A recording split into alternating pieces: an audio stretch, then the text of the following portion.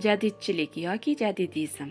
Arabcha jadid yangi 19-asr oxiri 20-asr boshlarida Turkiston, Kavkaz, Qrim va Tatariston ziyolilari hayotida muhim ahamiyat kasb etgan ijtimoiy-siyosiy ma'rifiy harakat hisoblanadi.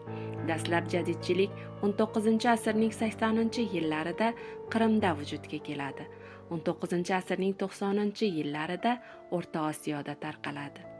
Jadidchilik avval madaniyat sohasidagi harakat sifatida faoliyat yuritadi.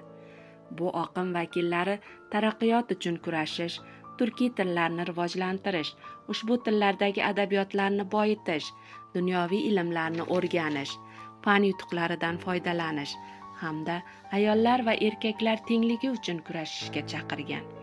Jadidchilik harakati namoyandalari ko'pincha o'zlarini taraqqiyparvar, keyinchalik jadidlar deb atashgan. Shunday taraqqiyparvar insonlar hayoti va faoliyati to'g'risida yozilgan 8 jildli risola ham kitobxonlar ommasiga havola etildi. Ushbu risolalarni turli mualliflar yozgan. Olim Usmonov, G'ulom Zafariy, Dilmurod Qur'onov, Abdulhamid Cho'lpon, Ulug'bek Dolimov, Shoxon To'ra Ibrat, Hamidullo Boltaboyev, Abdurauf Fitrat, Bahodir Karimov, Abdulla Qodiriy, Oltinbek Olim, Abdulla Avloniy, Sotimjon Xolboyev, Munavvarqori Abdurashidxonov, Zaynobiddin Abdurashidov, Mahmudxo'ja Behbudiy haqidagi ma'lumotlarni ushbu jildlarda yozgan.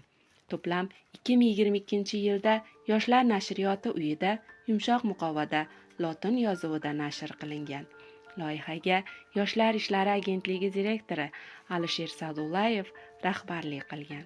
Hurmatli kitobxon, sizlarni ham ushbu jadidlar haqida yozilgan to'plam qiziqtirgan bo'lsa, kutubxonamiz fondidan ushbu adabiyotlarni olib, mutolaa qilishingiz mumkin. E'tiboringiz uchun rahmat.